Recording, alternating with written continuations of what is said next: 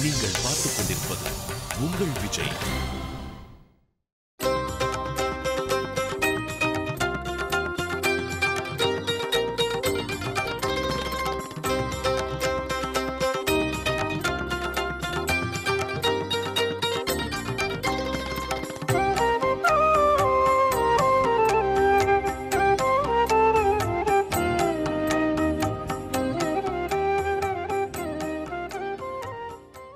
जितेन्द्रियं जितक्रोधं सदा ध्यानपरायणम् आनन्दनिलयं वन्दे योगानन्दमुनीश्वरम्.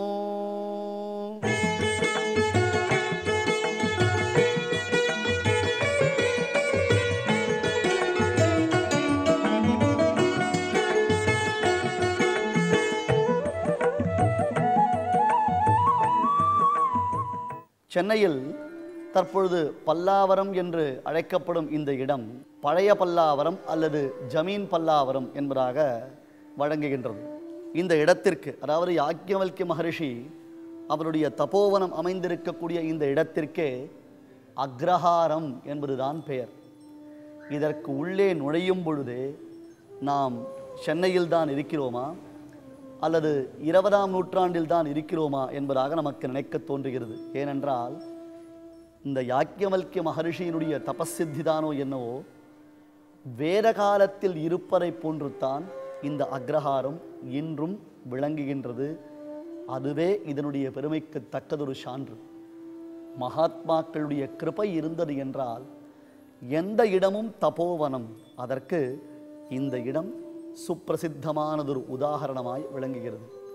வெகு சுலபமாக நாம் சென்னையின் மையப்பகுதியிலிருந்து இங்கே வந்து சேவிக்கலாம். அதுவும் குறிப்பாக தற்பொழுது வரக்கூடிய கார்த்திகை மாதம் சுக்லபக்ஷ துவாதசி, கார்த்திகையில் சுக்லபக்ஷ துவாதசி கைஷிக ஏகாதசி என்று பிரசித்தமாக திருக்குறுங்குடி முதலான திவ்யதேசங்களிலும் மற்றுமுள்ள விஷ்ணு ஆலயங்களிலும் கொண்டாட்டங்கள் நடைபெறுகின்றனவே, அத்தகையதொரு கைஷிக ஏகாதசிக்கு மறுநாள் கைஷிக துவாதசி, அந்த துவாதசி திருநாள் அன்று தான் யாக்ஞவல்க்ய மகரிஷியினுடைய அவதார திருநன்னாள்.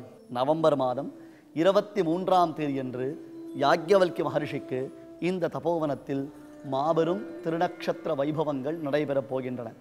அதைத் தொடர்ந்து பல நிகழ்ச்சிகள் இங்கே நடைபெறுகின்றன.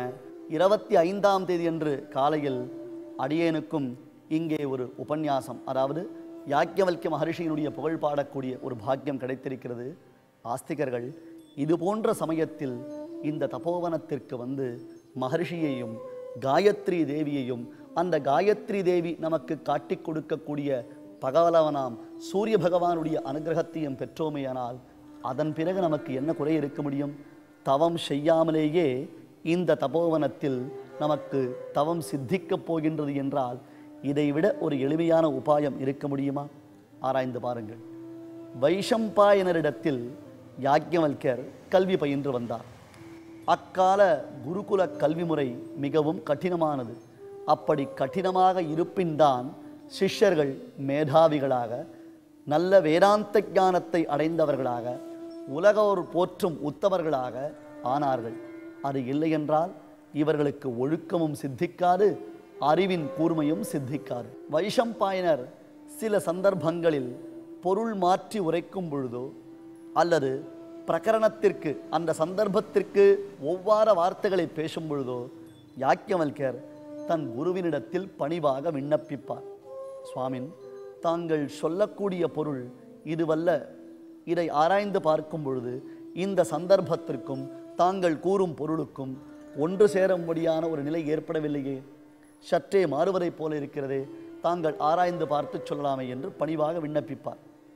இப்படித்தான் பகவத் ராமானுஜருக்கும் ஒரு நிலை உண்டாயிற்று. ராமானுஜருடைய சரித்திரத்தில் நாம் பார்க்கலாம். யாதவ பிரகாஷர் என்பவர் குரு. அந்த யாதவ பிரகாஷரிடத்தில் ராமானுஜர் தான் சிஷ்யராக இருந்தார். இவர்கள் எல்லோரும் பகவானுடைய அனுகிரகத்தினாலே பிறந்த தெய்வீக புருஷர்கள் அன்றோ? மற்றவர்கள் சொல்லிக் கொடுத்துத்தான் ஞானம் இவர்களுக்கு வளர வேண்டும் என்பது இல்லை. ஒரு குருகுலத்தில் குருவினுடைய சம்பந்தம் இருக்க வேண்டும். இல்லை என்றால் நாம் அடையும் கல்வி நமக்கு பயன்படாது. இந்த உண்மையை உலகத்திற்கு உணர்த்துவதற்காகத்தான் கிருஷ்ண பரமாத்மா கூட சாந்திபினி என்னும் மகர்ஷியினிடத்தில் 64 தினங்களில் 64 கலைகளையும் கற்றாராம். காளிதாச மகாகவி ஒரு இடத்தில் கூறுகிறார், பிரபேதிரே பிராக்தன ஜன்ம வித்யாகா என்று.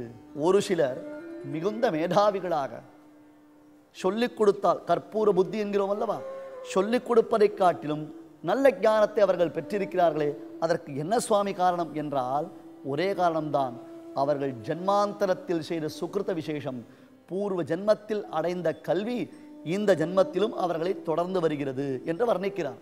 அது எவ்வளவு உண்மை! இதற்கு நாம் எத்தனையோ மகாத்மாக்களை, மகான்களை உதாரண புருஷர்களாக்கி காண்பிக்க முடியும்.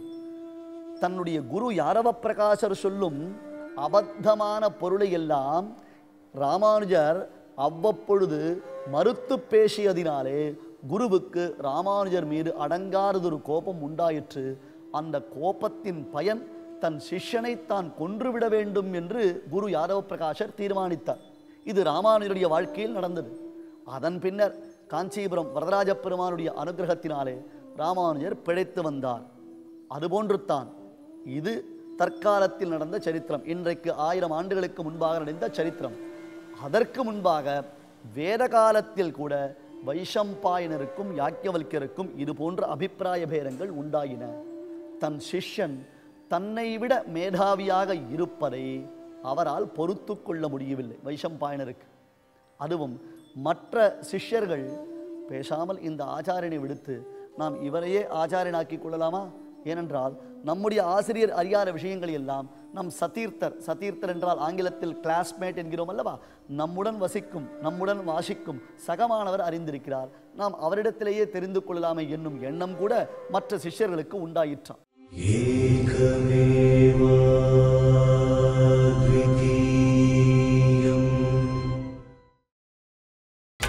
நீங்கள் பார்த்துக் கொண்டிருப்பது உங்கள் விஜய். பலமுறை குருவுக்கும் சீடனுக்கும் கருத்து வெற்றுமைகள் அதிகமாயின. காலம் செல்ல செல்ல செல்ல இவர் பெருமையை பொறாமையினாலே வைஷம்பாயனரின் உள்ளத்தில் பொறாமை என்னும் தீ கொழுந்துவிட்டு எரியத் தொடங்கிவிட்டது.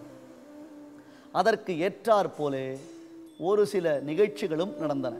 ஸ்காந்த புராணத்தில் ஒரு நிகழ்ச்சி காண்பிக்கப்படுகிறது. ஸ்காந்த புராணத்தில் நகரகண்டம் என்பதான ஒரு பகுதி. அந்த பகுதியில் யாக்ஞவல்யருடைய ஆசிரம வர்ணனை சுமார் 100 ஸ்லோகங்களினாலே வர்ணிக்கப்படுகின்றது. ஆசிரமம் என்றால் அவருடைய தபசித்தி என்பது பொருள், அவருடைய சரித்திரம் என்பது பொருள். அவர் எந்த இடத்தில் தன் ஆசிரியருடன் இருந்து தவம் செய்தாரோ அல்லது அத்தியனம் செய்தாரோ அந்த இடத்தின் மேன்மை அங்கே ஸ்காந்த புராணத்தில் வர்ணிக்கப்படுகிறது. ஒரு அரசன் இருந்தான். வைஷம்பாயனருக்கு மிகவும் வேண்டியவன் அந்த அரசன். அந்த அரசன் வைஷம்பாயனரின் குருகுலத்தை தான் போஷித்து வந்தான். எப்பொழுதுமே அரசனுடைய சம்பந்தம் இருந்தால்தான் குருகுலம் கூட நல்ல முறையில் நடக்கும். இத்தனை மாணாக்கர்களை வைத்துக்கொண்டு அவர்களுக்கு தங்கும் இடவசதி செய்து கொடுத்து ஆகாரங்கள் ஏற்படுத்தி எவ்வளவு காரியங்கள் செய்ய வேண்டி இருக்கிறது. அதற்காக வைஷம்பாயனர் அரசனை சார்ந்து இருந்தார். அரசன் நல்லவன்தான், இருந்தாலும் செல்வச் செருக்கினாலே அரசனுடைய புத்தி பேதலித்தது. பல தீய வழிகளில் செல்ல ஆரம்பித்தான். தனக்கு எல்லா விதத்திலும் அனுகூலமான, அனுகுணமான, அனுரூபவதியான மனைவி இருக்க, அந்த மனைவி மட்டுமில்லாமல் மற்ற பெண்களிடத்திலும் அரசனுக்கு ஆசை உண்டாயிற்று. இதனால் அரசனுக்கு மாபெரும் வியாதி, நோய் தாக்கியது. இந்த வியாதி ஏற்பட்டதற்கு என்ன காரணம் என்பது உலகத்தில் உள்ள எல்லோருக்கும் தெரியும்.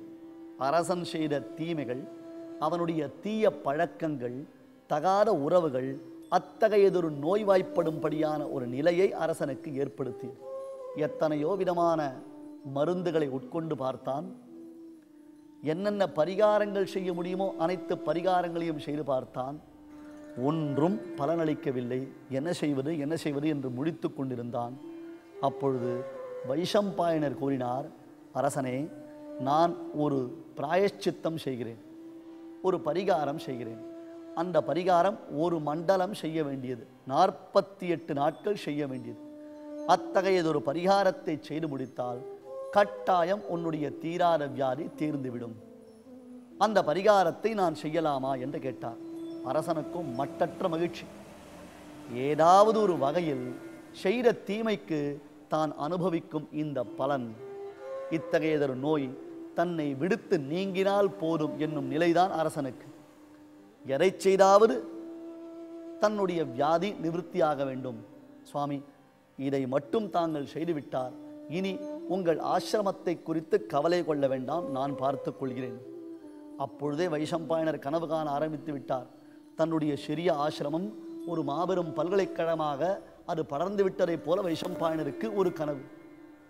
அரசனை சந்தோஷப்படுத்தி விட்டார், அரசனுடைய அருள் பெற்று விட்டால். எப்பேற்பட்ட மகரிஷி! வியாசருடைய சிஷ்யர் கேவலம் ஒரு அரசன் முகத்தை பார்த்து அவன் கொடுக்கும் காசு பணத்திற்காக தன் வசம் இழந்தார். மகரிஷிகளுடைய சரித்திரத்தில் நாம் இந்த பகுதிகளையும் பார்த்து கொள்ள வேண்டும். பெரும் தபோதனர்களாக இருந்தால் கூட ஒரு சிறு ஆசை, ஒரு சிறு சபலம் அவர்களுக்கு மாபெரும் அனர்த்தத்தை விளைவிக்கின்றது. ஆனால் வைஷம்பாயனர் சாஸ்திரம் வகுத்த வகையில் அரசனுக்கு பரிகாரங்களை செய்ய ஆரம்பித்தார்.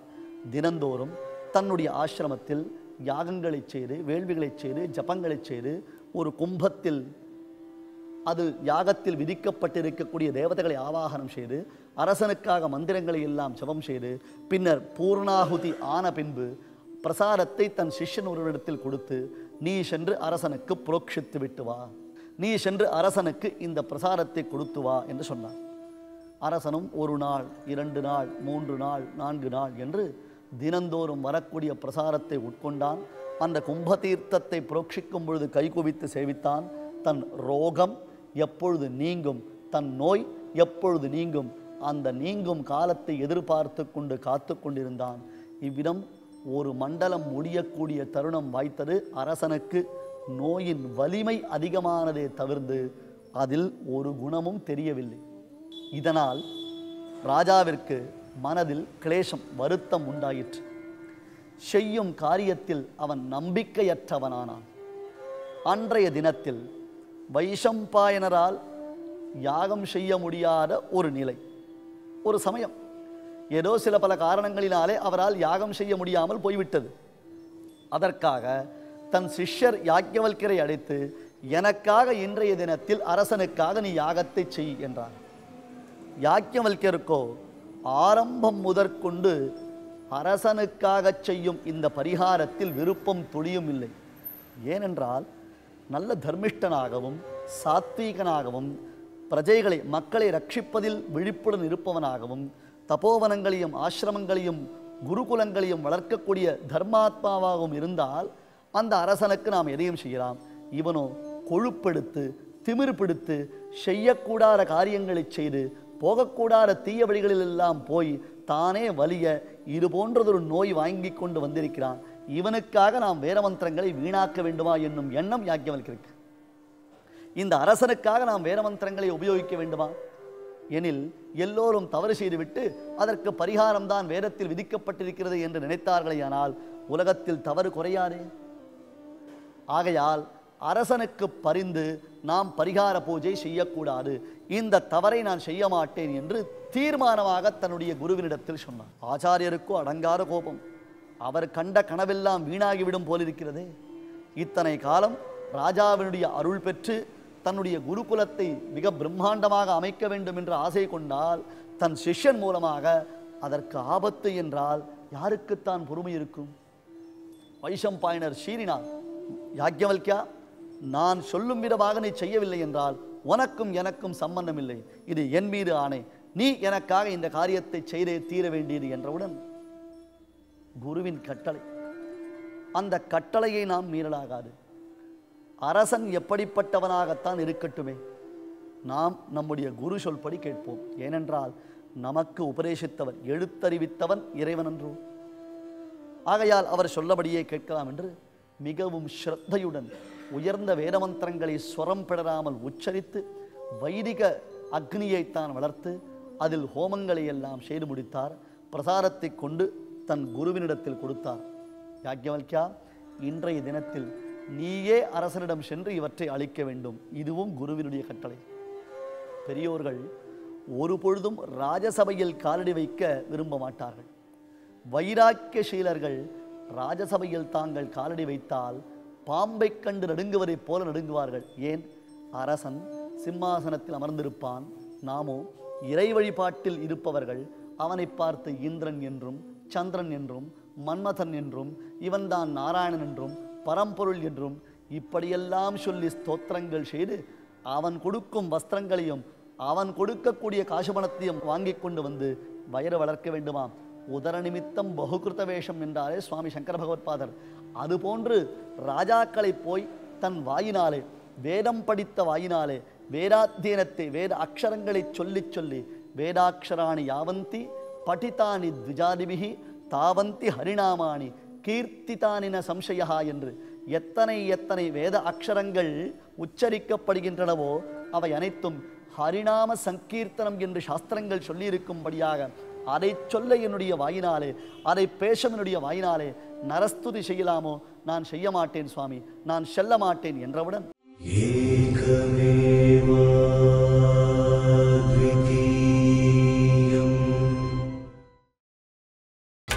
நீங்கள் பார்த்துக் கொண்டிருப்பது உங்கள் விஜய். ஹரிநாம சங்கீர்த்தனம் என்று சாஸ்திரங்கள் சொல்லியிருக்கும்படியாக அதை சொல்ல என்னுடைய வாயினாலே, அதை பேச என்னுடைய வாயினாலே நரஸ்துதி செய்யலாமோ? நான் செய்ய மாட்டேன் சுவாமி, நான் செல்ல மாட்டேன் என்றவுடன் இல்லையப்பா, நீதான் செல்ல வேண்டும், நீதான் செல்ல வேண்டும். குருவினுடைய நிர்பந்தம். அந்த நிர்பந்தத்திற்கு யாக்ஞவல்யர் பணிந்தார். பிரசாரத்தை எடுத்தார். ஒரு கலசம் பூரணமாக தீர்த்தம் முழுவதும் மந்திரத்தினாலே ஆவாகனம் செய்யப்பட்டிருக்கிறது. மற்றும் ஹோம பிரசாரங்களை எடுத்தார். நேராக அரசனுடைய அரண்மனைக்கு சென்றார். ஒரு மண்டலம் செய்ய வேண்டிய பூஜை. அதில் சுமார் 40 நாட்கள் கடந்து விட்டன.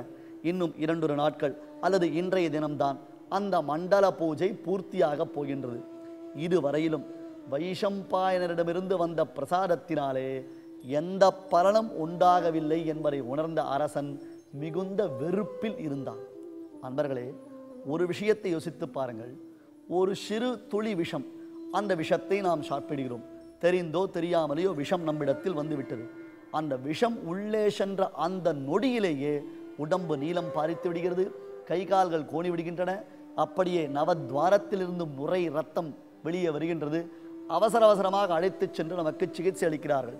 அந்த சமயத்தில் நவத்வாரத்திலும் பைப்புகளை சொருகி நமக்கு மருந்துகளை உள்ளே செலுத்துகிறார்கள். ஐயா, சாப்பிட்டது ஒரு துளி விஷம்தானே, அதற்கு இவ்வளவு மருந்துகள் தேவையா கேட்கிறோமா? அடுத்தது அந்த ஒரு துளி விஷம் உள்ளே சென்ற அடுத்த நொடியில் நம்மை என்ன பாடுபடுத்தியது? அதுபோன்ற ஒரு மருந்து உட்கொண்டால் உடனே நமக்கு நோய் நீங்க வேண்டாமோ? இல்லையே. ஆகையால் தான் நாம் செய்யும் தீமைகள் சிறிது, அந்த தீமைகளுக்கு செய்யக்கூடிய பரிகாரங்கள் மிகவும் பெரியதாக இருக்கின்றன. அவற்றில் நம்பிக்கையோடு இருக்க வேண்டும். அரசனுக்கு நம்பிக்கை போய்விட்டது. அவன் ஒப்புக்கொள்ளவில்லை. யாரோ ஒரு மகரிஷி இன்றைய தினத்தில் கலசத்தில் பிரசாரத்துடன் வந்திருக்கிறார் என்றால் அலட்சிய பாவனை. இதுவரையிலும் நீங்காத நோய் இன்றைய தினத்தில் அவர் பிரசாரம் அளித்தால் நீங்கி விடுமா? எனக்கு அந்த பிரசாரம் தேவையில்லை. அந்த பிரசாரத்தினாலே எனக்கு ஆக வேண்டியது எதுவும் இல்லை. ஆகையால் அதை கொண்டு குதிரைலாயத்தில் வீசி எறியச் சொல், அரசன் சொல்லிவிட்டான். அரச ஆணை. அவ்வளவுதான். யாக்ஞவல்யருக்கு வந்தது கோபம். என் தபோ வலிமையை உணரும் சக்தி அரசனே உனக்கு இல்லையே, என் தபோ மாகாத்தியத்தை உணரும் வல்லமை உனக்கு இல்லை. என்ன சொன்னாய்? குதிரைலாயத்தில் காய்ந்த கட்டைகளின் மீது நான் இந்த தீர்த்தத்தை புரோக்ஷிக்கிறேன், என்ன நடக்கிறது என்று பார்க்கிறாயா? யாக்ஞவல்யர் புரோக்ஷணம் செய்தார்.